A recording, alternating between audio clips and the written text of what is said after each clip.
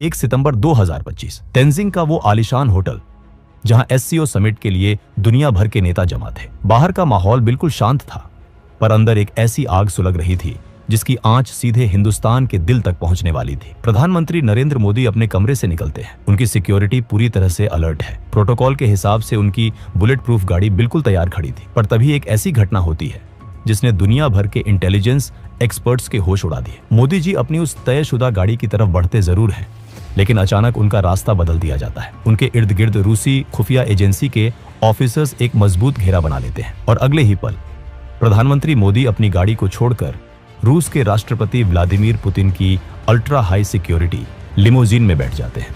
ये कोई छोटी बात नहीं थी। एक देश का प्रधानमंत्री दूसरे देश के राष्ट्रपति की गाड़ी में, ऐसा डिप्लोमेसी के इतिहास में शायद ही कभी होता है।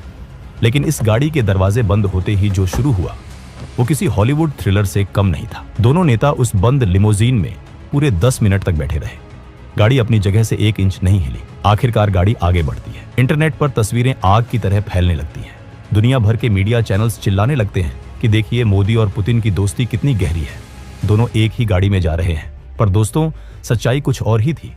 ये दोस्ती का दिखावा नहीं, बल्कि मौत के चक्रव्यूह से बच निकलने की एक आखिरी कोशिश थी। जब ये गाड़ी वेन्यू पर पहुंचती है तो एक और ऐसी घटना होती है जो आमतौर पर बिल्कुल असंभव है। वेन्यू पर पहुंचने के बाद ना मोदी गाड़ी से बाहर आते हैं ना पुतिन। पूरे 45 मिनट तक दुनिया के 2 सबसे ताकतवर नेता उस बंद गाड़ी में बैठे रहते हैं। उस बंद गाड़ी के अंदर फोन पर एक एनक्रिप्टेड लाइन जुड़ती है। दूसरी तरफ थे भारत के national security adviser Ajit Doval. Putin की आवाज आती है, मिस्टर मोदी, हमारी एजेंसियों ने दुश्मनों के बीच एक बहुत खतरनाक मैसेज इंटरसेप्ट किया है। आपकी गाड़ी सेफ नहीं थी। खतरा बिल्कुल सिर पर मंडरा रहा है। मोदी जी बिल्कुल शांत पर दृढ़ आवाज में पूछते हैं, डोभाल साहब, क्या रिपोर्ट है? आखिर वहां चल क्या रहा है? डोभाल जवाब देते हैं, प्रधानमंत्री जी, दुश्मन ने शेर के मुंह में हाथ डालने की हिम्मत की है। खतरा वहां एससीओ समिट में नहीं, खतरा हमारे पड़ोस में बैठा है। एक बहुत बड़ा असैसिनेशन प्लॉट इंटरसेप्ट हुआ है और इसके तार सीधे अमेरिका की CIA से जुड़े हैं।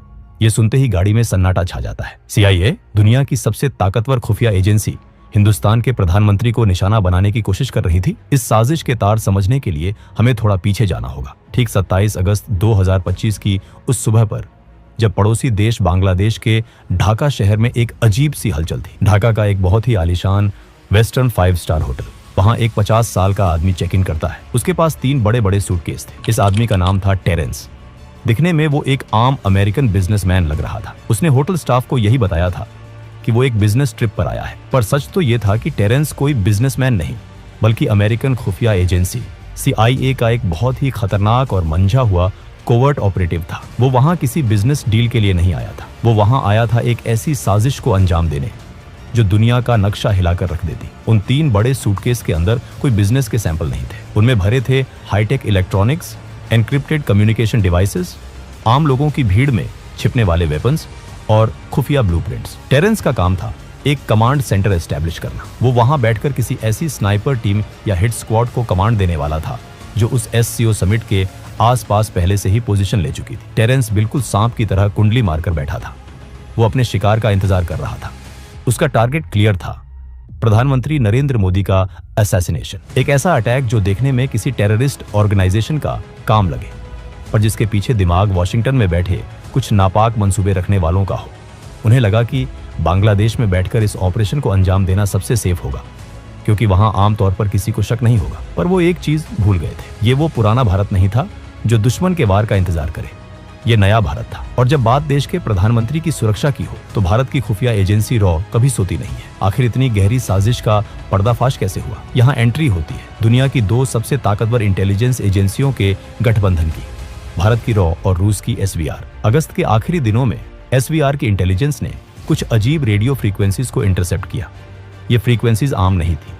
ये high level CIA encryption protocols थे जो अचानक से ढाका और उस SCO समिट के लोकेशन के बीच एक्टिव हो गए थे। रूस ने तुरंत ये जानकारी भारत के NSA अजीत डोभाल के साथ शेयर की। नई दिल्ली में आधी रात को एक इमरजेंसी मीटिंग बुलाई गई। रॉ चीफ, IB डायरेक्टर और डोभाल एक टेबल पर थे। रॉ के टॉप ऑफिसर ने डोभाल से कहा, सर, हमें कंफर्म हो गया है कि एक हाई वैल्यू टारगेट को एलिमिनेट करने की प्लानिंग हो रही है और लगता है कि टारगेट प्रधानमंत्री हैं। डोभाल ने कहा, अगर उन्होंने हमारे प्रधानमंत्री की तरफ आंख भी उठाई तो हम उनका वो हाल करेंगे कि आने वाली सदियों तक उनकी रूह कांपेगी।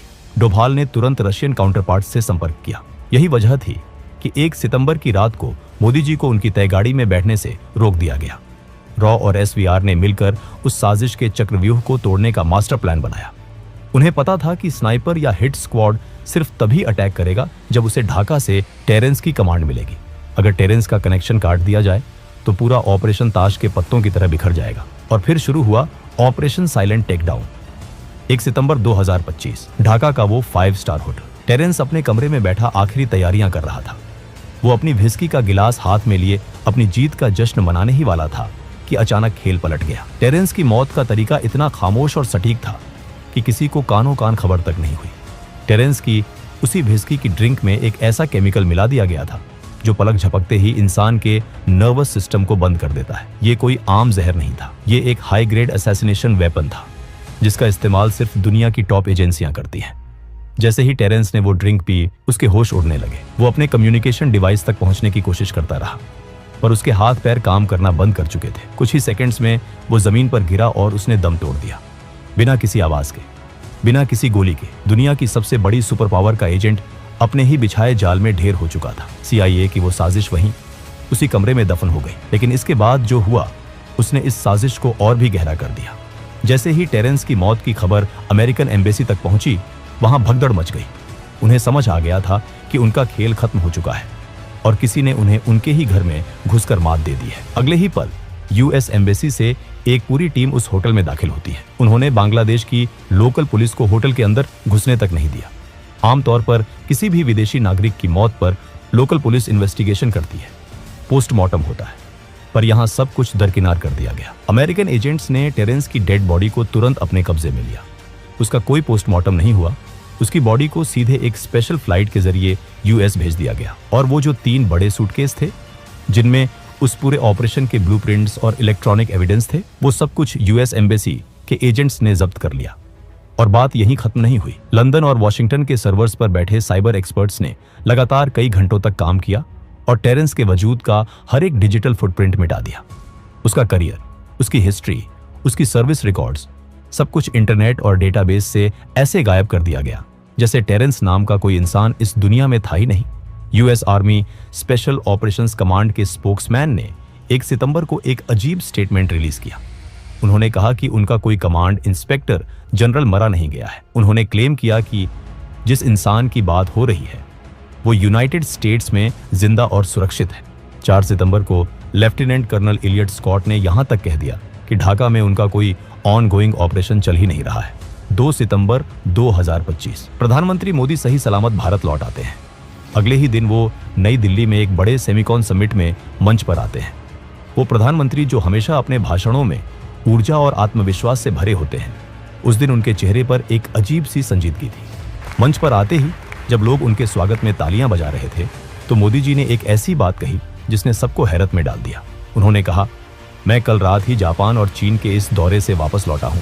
मैं गया था इसलिए आप तालियां बजा रहे हैं, या मैं वापस आ गया हूं इसलिए आप तालियां बजा रहे हैं। सोचिए इस लाइन के बारे में। एक देश का प्रधानमंत्री भरी सभा में अपने लोगों से पूछ रहा है कि मैं वापस जिंदा लौट आया हूं, क्या इसलिए तालियां बज रही हैं? मोदी जी कभी भी अपने शब्दों का इस्तेमाल ऐसे ही हवा में नहीं करते। उनके एक एक शब्द के पीछे एक गहरा संदेश होता है।